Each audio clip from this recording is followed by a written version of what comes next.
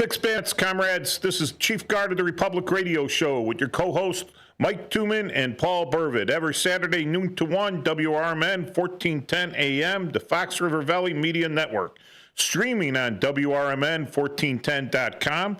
You call in at our studio at 847-931-1410, or you could send a text to the magic Google Voice number out of New Mexico, 505-926-1410. And you can hit us up on the YouTube live chat. So welcome back, another week of the show. Glad to be here and everything. And Paul, we got a good topic today, I think, and I think all of our topics have been pretty topical. I mean timely, because things are happening, things come to head, and people are discussing it. And I think we have the opportunity, rather than a 30-second soundbite or even a 10-second soundbite, to talk about the actual procedures and how these things can work. So I think we want to talk about judicial overreach and judicial accountability. Correct. Yeah. So I think starting on the ground floor. Oh, wait, before we do anything, all right, I got to give a shout out again. This is a veteran shout out show. So any veterans you want to call in with anything that's happening in the veteran world, the American Legion, VFW, or many of the other fine veteran organizations, and I'll let you know that I did go to the Blue Box Cafe and get my sandwich this morning.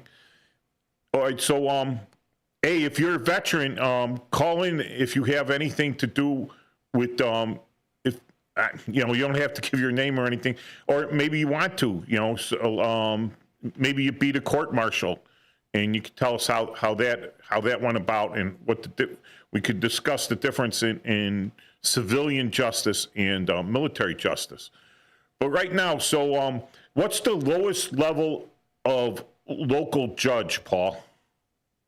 Okay, well,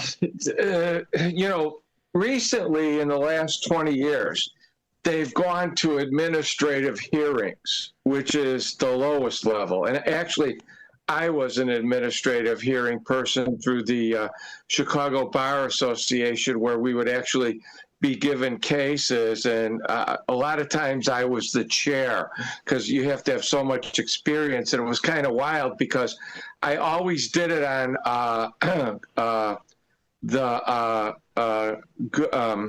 Christmas Eve. So I would have to take off from my regular job, take a day off, and then I'd go up to the Bar Association here. So that's the starting level. And then there's some places that have, administrative hearings. Okay. So that would be your places like the Department of Revenue, parking tickets, but more serious too, though. It's, the taxes sometimes are determined, income tax violations initially sometimes are determined by administrative law judge. They call them an ALJ. They're not a real judge, but they're a judge for that venue. And then there's the Court of Claims, which is different. And in fact, Ed Burke's wife came out of the Court of Claims, and then she was appointed to the Illinois Supreme Court. So then for state judges, there's associate judges, and then there are full circuit judges, okay?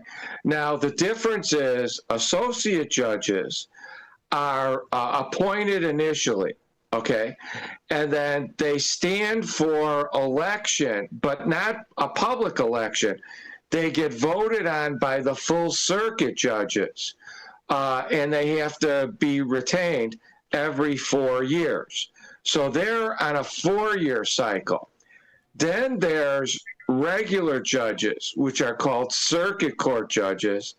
And then they could be appointed at first to fill a position, but then they must stand for election at a general election every 6 years.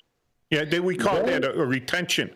They're running for retention because they're already on the bench. They're just running to stay on the bench. Right. And to do that, they have to achieve a 60% yes vote out of the people voting for the judges, not out of the people voting in that election, out of the people voting for the judges. They have to have a 60% yes vote. So that only the retain or don't retain, because a lot of people, they don't even vote on the judges. They just skip that altogether. They just there's 200 of them. Yeah. There's usually a list of 200. Okay, and some people vote no, and some people only vote for the ones they know. Okay, and then some people vote no on the people that they're told to vote no on or whatever. So that's 60% of the people voting for those 200 judges on the ballot, all right?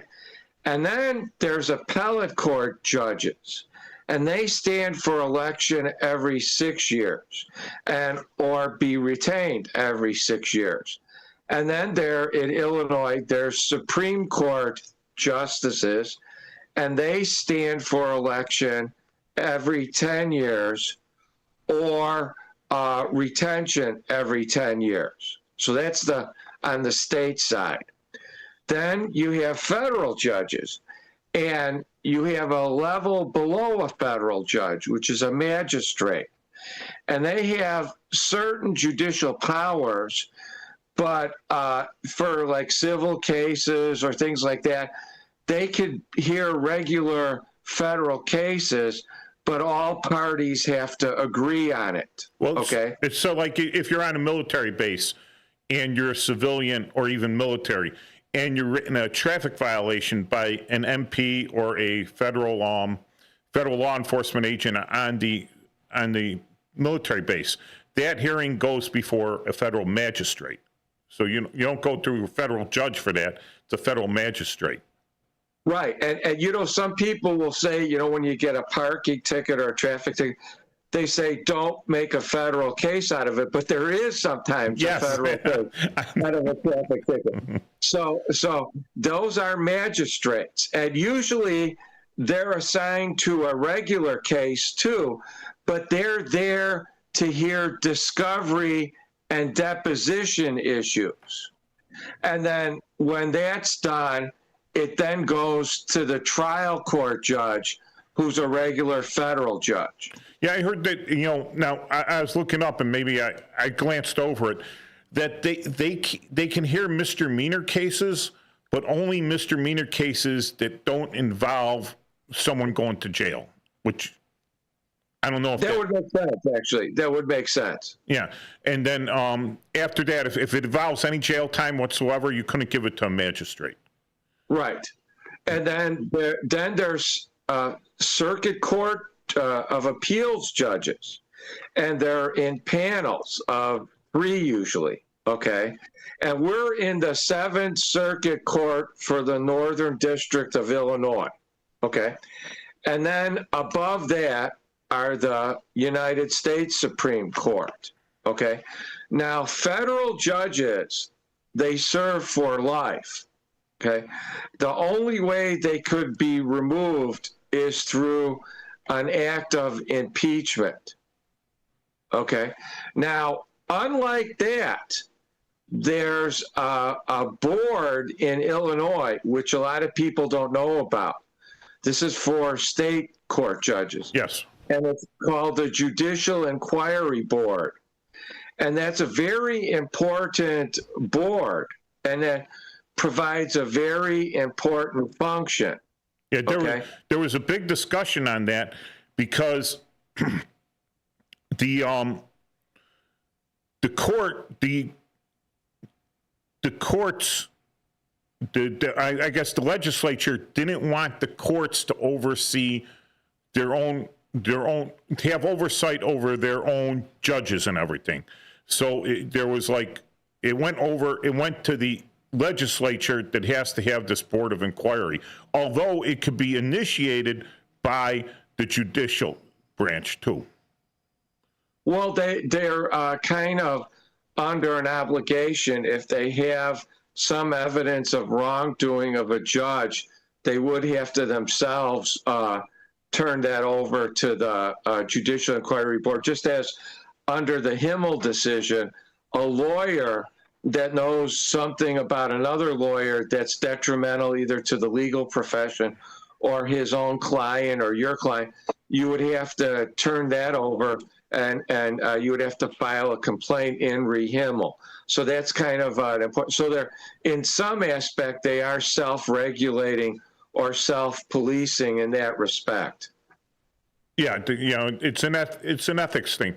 So the it says like in good standing. So with the state courts, all right, and the county and the chief judge, right. So we've had a few things in Cook County, right, where the judges have been less than perfect, and the chief judge doesn't allow them to be on the bench anymore. So they go and they do administrative duties, although they continue to get paid as a judge. Sitting as a judge, they're still a judge, but they cannot hear any cases because it's up to it's at the discretion of the chief judge. So, right, that's called judge jail. Judge jail. And what they do are those, they hear those petitions like in forma pauperis, where you want to have the ability to file a case, but you're poor and you get your fees waived. They make determinations on that. And they're also the ones that sometimes marry you. They get sent to marriage court, okay? And their chambers are a little desk outside the chief judge's courtroom, okay? So, it's like a cubicle type situation. They're in jug. Yeah, exactly. So yeah, we got a caller. Okay. Hi, welcome to the show. Hey, thank you very much, guys. How you doing? Hey, Larry. Good. Hi. This is a very important show because we talk about veterans issues. I want to say, and Mike was remember this, I was kicked out of the Army on Army Discharge Review Board, okay, where I really didn't have any legal rights. And as my counsel said, when the general has you, as him or her has you in between her sights, you're dead. You might as well forget it. Yeah. There were 3 charges against me, all nonsense, and I had to go to Louisville for a thing. I never showed up. They said, look, why don't you just take a demotion, and you'll try to get back in the Army later on. But then I was getting married again. I said, forget it. We'll let it go. I was already in 35 years. But often, if they got you in the sights, there's no justice whatsoever. Well, okay. Talk about the military. One of the things that happens is like I'm pretty. I had kind of the same issue. Is that when I came back from one of my deployments, the senior officers lied on my officer evaluation report, and so they did a thing called they referred my OER, which means that they refer you to the Army Board of Separation, the Army Board of Retention, all right? To see that if you should be retained or not. To avoid that, I retired. I'm like, okay, I'm done. I retire. And then here's the loopholes that come in, right? So if you retire and they don't have the code on you for a bar to reenlistment, so you go into the retired reserve, and then you find an open slot in your MOS, and you come back out, you get that open slot, and they transfer you back into the active reserve. So I had retired out of the Guard and came to the reserves and everything. But what they did to me was just absolute criminal because they made my retention RC4, which means that I'm a felon. I was never convicted of any felony whatsoever, okay? So what they did was blackball me, and then when I got my official separation from Fort Snelling, it just says separated, no reason. Well, I could fight this thing. I mean, I was a reservist, as you know, and I got various other honorable discharges. It would only affect me if I was going for a job, but then, I have other discharges that wouldn't affect me. Yeah. And then, it just wasn't worth the time and effort. I was already in my 50s, let it go. Yeah. I just want to say that you got to be very careful with these things. It was unfortunate that it happened with you, what happened with me. Yeah, they offer you the retirement option, but then they kind of blackball you that you can't come back in. So So if you're coded wrong, all right. So I had a connection in the guard to make sure that I called him up and I says, "Am I coded right to come back in?" All right. So you had that wrong code where they wouldn't let you back in. But the thing is, all right. So this is a thing. All right. So I sent my paperwork up, not to judges, right? They call it the Army Board of Corrections. It's sort of a it's like a jury, all right. Oh, yeah. But so when we're talking about judicial overreach and judicial accountability, here's the thing with the Army Board of Corrections. So some guy gives you a bad OE officer evaluation report, and he has no basis in fact to do that, all right? Oh, yeah. And it goes to the Army Board of Corrections, and they find in your favor that he shouldn't have done that. Now, they are mandated. They have no choice now but to put a permanent letter of reprimand into that officer's file, which means that's the end of his career right there, because he abused the rating system, all right, for a personal vendetta. And so same thing, Larry, all right, like I put it in and it goes to lieutenant colonels, right?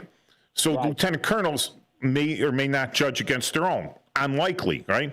Now you're an enlisted guy, right? And who did you sit in front of? A colonel and like 2 lieutenant colonels. There was no listed guy there looking at you. Right? Oh, there were 5 colonels. Yeah, 5 colonels. So you're an enlisted guy. So they're not going to find against the officers or anything. So, yeah. So now we're talking about the judicial accountability. All right, and in the state, all right, there's a little bit of accountability with the judicial board, right? But still, they have to be impeached. The judges. It's funny you said that, because when I went before, I had to go. Now this is where it gets really crazy. I had to go before a jury of 12 people, 12 people to see if I could be retained or not in Louisville. Okay. Yes. 9 officers and 3 enlisted. We complained it wasn't fair. So do you know what they said? They compromised. Well, we'll compromise for you. We'll make it 8 officers and 4 enlisted. How does that sound? What? You know what? Well, I wasn't going to win this thing. They told me my own, and then I talked to my 2 lawyers. You know, they basically, the judge advocate represents the general, and you go to legal resources that represents the enlisted. Okay. Well, the judge advocate's office, the commanding general has his own judge advocate officer assigned to him, right? Right. But correct. There's a judge advocate's office, all right, that handles like everything else. All right. So, yeah, you know, if the general wants to boot you out, he's going to go to his judge advocate, which would not a judge, but an attorney in the Army, you know, specializing on military law, the Uniform Code of Military Conduct, UCM, military justice, and Title 10, the titles of the U.S. Code that apply to the military. So he should be an expert in that. He looks it up and he tells the general, well, you want to get rid of this guy? Here's the way to do it.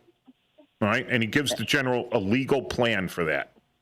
And if he's a smart guy, you know, he's a general just doesn't pull first lieutenant that just got his commission as a JAG officer. He doesn't pull him. He's going to have like a colonel that's been in the system a while, working for him, or a lieutenant colonel at the least, you know, that's been in the system, so he knows everything. So yeah, when they want to get you, they will set you up and you're done. Oh, they'll tell you have rights. And here was the kicker, Mike and Paul. Here was the kicker. Okay, I thought I had competent.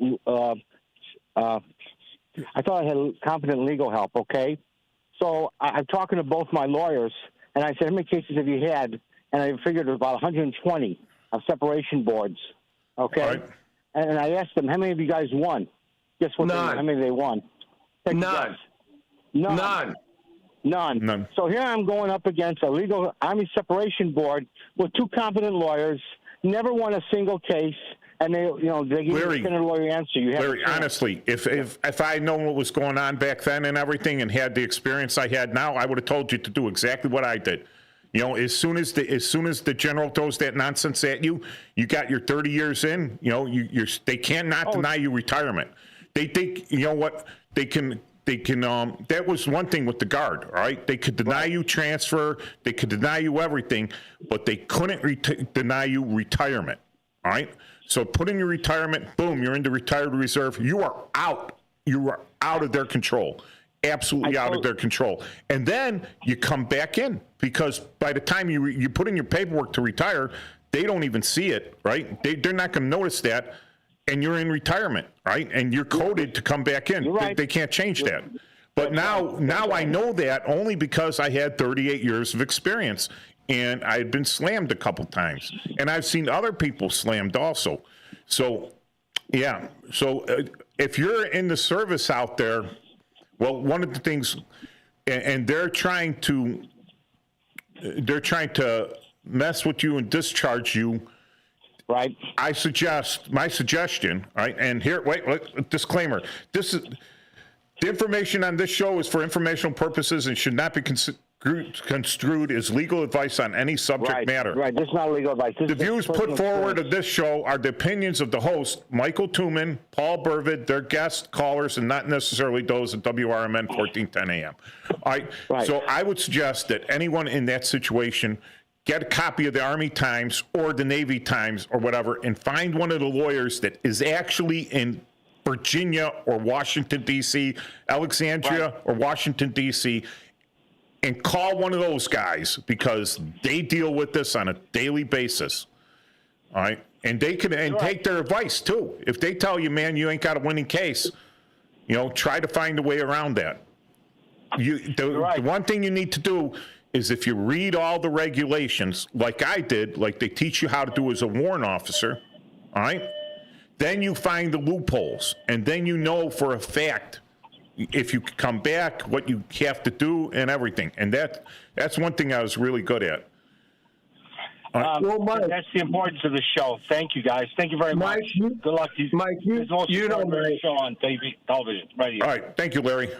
Mike, you know my story. I signed up for the Army Reserve as a JAG thing, and they took like 4 years, and then finally they kept saying you didn't have a form, but the form didn't exist when I applied. And finally they said, okay, we got your paperwork. So I go up to the base, you went with me actually to get the uniforms and stuff. And I go up in there, and again, they don't have my paper, but they're going to pay me allegedly for the drill. So I'm there for 2 days, and the only thing that, they kept saying was, the best movie you could ever watch on this is Breaker Morant, because it's even though it's English, it's kind of like a same thing with all these boards and what they're going to do. And then their big thing was they were trying to knock people out, primarily people that were civilians that worked maybe on helicopters and stuff, but they were in the Army Reserve because that was a requirement or something like that. And they never wanted to put them on active duty to get, to do their hearing. So they waited, and they had to do them at night at like office buildings that they had to do this. And it's just, it just doesn't seem like the right way to do things, Yeah. So we're going to break. When we come back, we'll continue on this train of thought. All right, we've kind of vectored off to a military thing, because this is a veterans talk out show. We'll finish up. We'll continue on with that.